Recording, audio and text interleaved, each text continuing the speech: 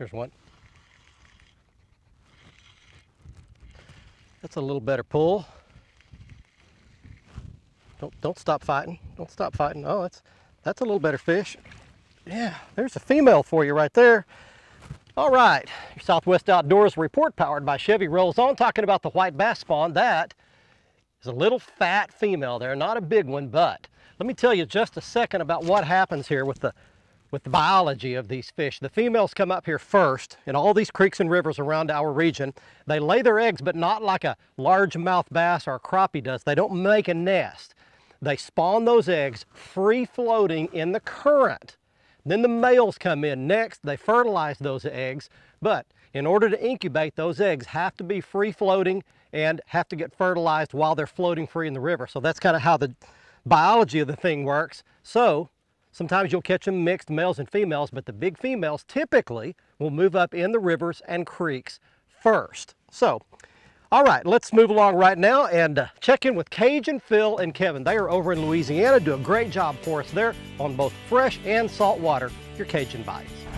Hi friends, Cajun Phil here with your Fox Louisiana Fishing Report. Tell you what, I want to talk about the lead event this week. Captain Kevin and I was there just a couple of days ago.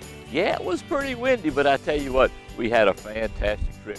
We threw mostly the Seville, flat shad. We caught a lot of fish on that. We also did a little Carolina rigging. We fished from Pirates Cove all the way over to Howson Bay. Didn't matter where we went, we picked up some fish. We saw a lot of anglers out there. A lot of them were actually white perch fishing, and they were doing pretty good too. I tell you what, Toledo Bend, that would be a pretty good place for you to head off to right now. The bigger fish is starting to move in. I talked to Joe Jocelyn. Joe said, hey Cajun, lots of 7, 8, 9 pounders moving up on them beds right now. Tell you what, it's a good time to get out there. I would even throw a spinnerbait, either a flat shad. Rattle traps are doing pretty good, and keep in mind, that Carolina rig, working over them slick spots, they gonna pick up some pretty good fish.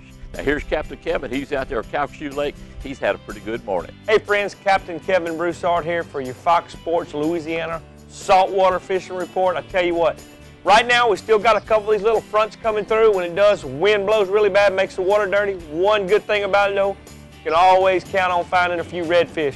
Had a party out today. We caught our limit of reds. Only got one trout. We had to work pretty hard for our fish. Still, fishing is turning around. It's coming on. The other day, the wind laid down. We actually had an 8.5 pound trout, 4 or 5 more, over 26 inches.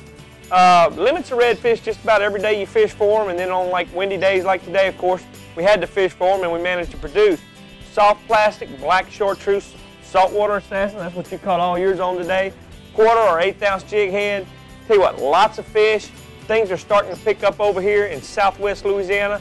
Tell you what, for Old Cajun, this is Captain Kevin Broussard saying happy fishing, and may God bless. We'll see y'all next week. Hey, look at here. I've got myself a big old fistful of fat crappie, and I got a whole bunch more in this live well where these came from. Now, how and where did I catch all these crappie? Here's one. This is a river. That's where every one of those big old crappie came from. Did you know that early in the spring every year, a bunch of crappie migrate up the major river systems in our region, getting ready to spawn? Moving around a bunch of grass. Stump. I got a stump and a big old crappie. There we go. Get off of me. Get off of me. I'm being attacked. Now, all we need to catch these crappie is a little medium to medium light spinning rod. This is my Fenwick HMX IM7 graphite rod, a little spinning reel, 8-pound Stren original line, and a little Bobby Garland crappie jig like that one. Now, the bonus fun part of this style of crappie fishing is that you get to cast. Much of crappie fishing is done vertically, but this way, you throw it out to the edge of the deep pool, let it sink to the bottom, and then gently lift and let it swing back toward the boat right along the floor of the pool.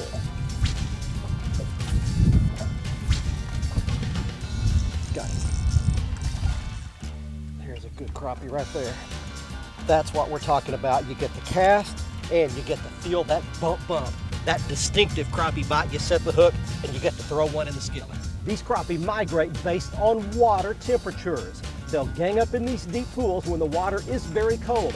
But when that water reaches about 60 to 65 degrees, they'll begin to migrate into the feeder creeks to get ready to spawn.